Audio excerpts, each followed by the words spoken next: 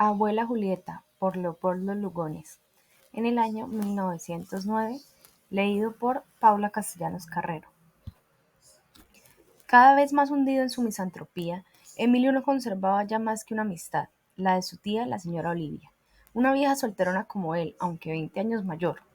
Emilio tenía ya 50 años, lo cual quiere decir que la señora Olivia frisaba en los 70. Ambos ricos y un poco tímidos, no eran estas las dos únicas condiciones que los asemejaban. Parecíanse también por sus gestos aristocráticos, por su amor a los libros de buena literatura y de viajes, y por su concepto despreciativo del mundo, que era casi egoísta, por su melancolía mutuamente oculta, sin que se supiese bien la razón, en la trivialidad chispeante de las conversaciones. Los martes y los jueves eran días de ajedrez en casa de la señora Olivia, y Emilio concurría asiduamente, desde hacía 10 años, a esa tertulia familiar que nunca tuvo partícipes ni variantes. No era extraño que el sobrino comiese con la tía los domingos, y por esta y por las anteriores causas desarrollase entre ellos una dulce amistad, ligeramente velada de irónica tristeza, que no excluía el respeto un tanto ceremonioso en él, ni la afabilidad un poco regañona en ella. Ambos hacían sin esfuerzo su papel de parientes en el grado y con los modos que a cada cual correspondían. Aunque hubiesen referido todo cuanto les era de mutuo interés, conservaban como gentes bien educadas el secreto de su tristeza. Por lo demás, ya se sabe que todos los solterones son un poco tristes, y esto era lo que se decían también para sus adentros Emilio y la señora Olivia, cuando pensaban con el interés que se presume, ella en la misantropía de él en la melancolía de ella.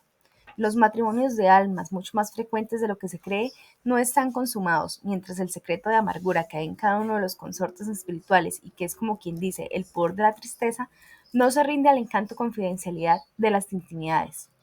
La señora Olivia y su sobrino encontrábanse en un caso análogo.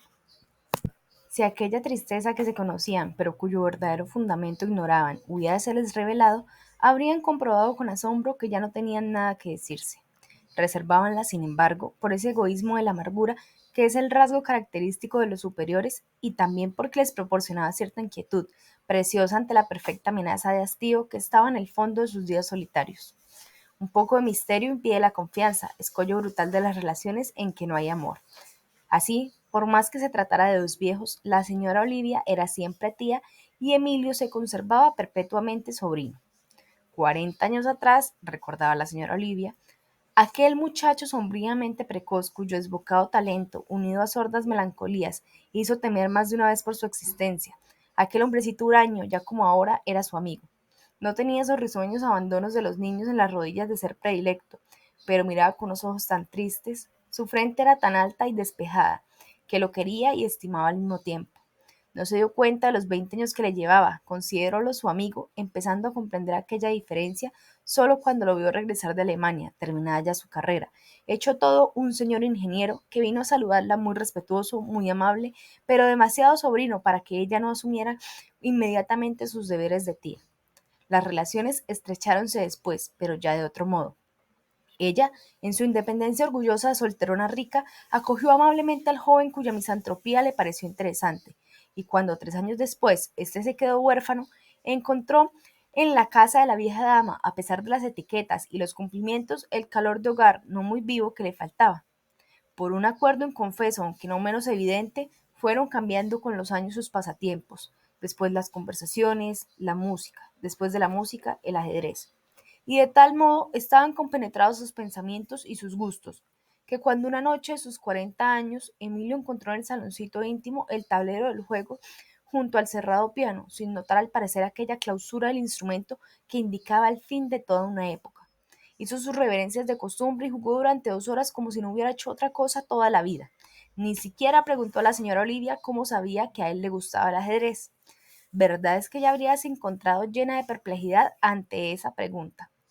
La diferencia de edades había concluido por desaparecer para aquellos dos seres.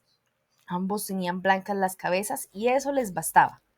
Tal vez la misma diferencia de los sexos ya no existía en ellos, sino como una razón de cortesía. La señora Olivia conservábase fresca, pues estaba cubierta por una doble nieve, la virginidad y la vejez. Aún sonreía muy bien y para colmo de la gracia apostataba de los anteojos. Su palabra era fluida y cuerpo delgado. La vida no la aplastaba con su peso de años redondamente vividos. Al contrario, la abandonaba. Esto volvía a la translúcida y ligera. No podría decirse en realidad que fuese vieja.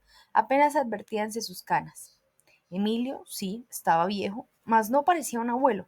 Carecía de esa plácida majestad de los ancianos satisfactoriamente reproducidos. Era un viejo caballero que podía ser novio aún. Sus cabellos blancos, su barba blanca y su talante un poco estirado, mas lleno de varonil elegancia, sus trajes irreprochables, sus guantes, constituían un ideal de corrección. Llevando un niño de mano, hubiéranlo tomado por un fresco viudo, pretendiendo una señorita de 25 años, habrían tenido que alabar su amable cordura. Su tía y él eran dos mármoles perfectamente aseados. Por dentro, eran dos ingenuidades que disimulaban con bien llevada altivez candores tardíos. La delicadeza de la anciana encubría un estupor infantil. La frialdad del sobrino velaba una desconfianza de adolescente. Además, hablaban en términos literarios, hacían frases como las personas ilustradas y cortas de ingenio que no han gozado las intimidades del amor, ese gran valorizador de simplicidades. También eran románticos. Precisamente, hacía 3 meses que Emilio regaló a su tía un risueñor importado a mucho costo de Praga, por los cuidados del famoso pajarero Gottlieb Waneck, y una legítima jaula de Guido Findeis de Viena. 2 noches antes, el pájaro cantó, y esta fue la noticia con que la señora Olivia había sorprendido a su sobrino un martes por la noche, mientras ocupaban sus casillas las piezas del ajedrez. Emilio, galante como siempre, traía para el pájaro un alimento especial, la composición de M. Duquesne de L'Eure, pues en un punto a crianza prefería los métodos franceses. Aquel ruiseñor fue un tema que se asieron ansiosamente, cansados ya por un año de pláticas sin asunto y del ruiseñor a Shakespeare. En Verona, decía la señora Olivia, aprendí precisamente a preferir la Alondra, como que, al fin mujer, había de quedarme con la centinela de Romeo. Profesan allí una predicción singular llamándola familiarmente la capellata. Pero este ruiseñor, afirmó Emilio, no es de los veroneses, es de la clásica Filomela, ruiseñor alemán, el único pájaro que compone, variando incesantemente su canto, mientras aquellos recitan estrofas hechas, un verdadero compatriota de Beethoven. ¿Cuánto tiempo hablaron? La luna primaveral que había estado mirándolos desde el patio veíalos ahora desde la calle, y Emilio contaba una cosa triste y suave como las flores secas de su pasado galardón. Recordaba a ella cuando la tifoidea lo postró en cama, siendo muy niño, aún de 12 años, creía. Ella fue su enfermera, se desveló tanto por él, miraba todavía sus ojeras, sus cabellos desgarbados por el insomnio en hondas flavas de fragante opulencia. Él sabía por los dichos de otros, de los grandes, que era bella, aunque no se daba bien cuenta que lo que venía a ser una mujer hermosa. Pero la quería mucho, eso sí, como una hermana que fuese al mismo tiempo una princesa. Su andar armonioso, su cintura, llévanlo ante ella de turbado respeto. Poníase orgulloso de acompañarla, y por esto, siempre que iba a su lado, estaba tan serio. Durante sus delirios febriles, fue la única persona que no viera deformada en contorsiones espeluznantes, y cuando vino la convalecencia en su siesta, llevaba a ella un vestido de cueritos blancos y negros. El niño, repentinamente virilizado por la enfermedad, comprendió que el amor de su tía le ocupaba el corazón con la oscura angustia de un miedo. Fue una religión con lo que sintió entonces por ella durante 2 años de silencio, siempre contenidos por su pantalón corto y su boina de alumno, ridículos para el amor. Después, el colegio, los viajes, el regreso, y siempre esa extraña pasión poseyéndole el alma. Se hizo misántropo, y cómo no, esterilizó su vida, gastó el perfume de ese amor de niño concentrado por la edad, inútilmente como un gramo de incienso quemado al azar, en el brasero de una chalequera dormida. Mas, ¿para qué le estaba él diciendo todo eso? El silencio del saloncito se volvió angustioso. Con la mano apoyada en la mejilla, la tía y el sobrino, separados apenas por el tablero donde las piezas inmóviles eternizaban abortados problemas, parecían dormir. Allá en el alma del hombre, en una oscuridad espantosamente uniforme, derrumbábanse grandes montañas de hielo, y la señora Olivia meditaba también. Sí, fue tal como él lo decía. Ella estaba en la trágica crisis mental de los 29 años. Aquel chiquillo la interesaba, pero ella descubrió primero que ese interés era un amor descabellado, imposible, una tentación quizá.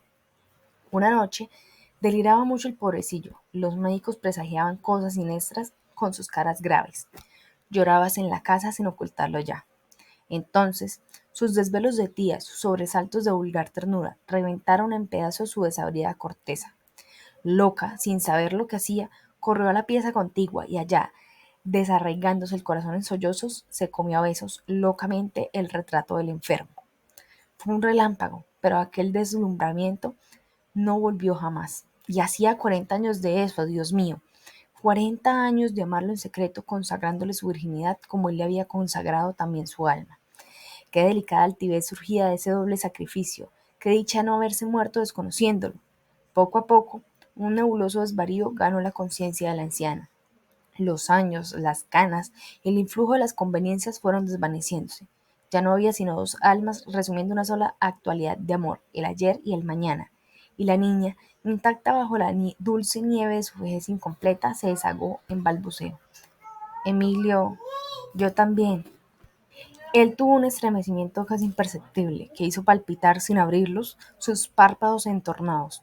Allá adentro, en la negrura remota, las montañas de hielo continuaban derrumbándose, y pasó otra hora de silencio. Emilio, Olivia. Suspiraban los rumores indecisos de la noche. La luna iluminaba aquella migaja de tragedia en la impasibilidad de los astros eternos. Inmediato a ellos, sobre el piano, un viejo Shakespeare perpetuaba en menudas letras las palabras celestes del drama inmortal. En la blancura luminosa de la noche, muy lejos, diseñábanse inalcanzables veronas, y como para completar la ilusión dolorosa que envolvía a las dos viejas almas en un recuerdo de amores irremediablemente perdidos, el ruiseñor de pronto se puso a cantar. Espectral, como un resucitado, Emilio abandonó bruscamente su silla, y ya de pie, estremecidos por algo que era una especie de inefable horror, la señora Olivia y él se contemplaron. Debía de ser muy tarde, y tal vez no fuese correcto permanecer más tiempo juntos. Era la primera vez que se les antojaba aquello. No advertían ni siquiera que fuese ridículo, pues dominábalos la emoción de su paraíso comprendido. Mas la luna, propicia por lo común a los hechizos, rompió esta vez el encanto. Uno de sus rayos dio sobre la cabeza de la anciana, y en los labios del hombre sonrió entonces la muerte. ¡Blancos! Sí, estaban blancos como los suyos, esos cabellos cuya opulencia fragante recordaba aún a través de tanto tiempo. Era Shakespeare el que tenía la culpa. ¿Quién lo creyera? Tomar a lo serio un amor que representaba el formidable total de 120 años.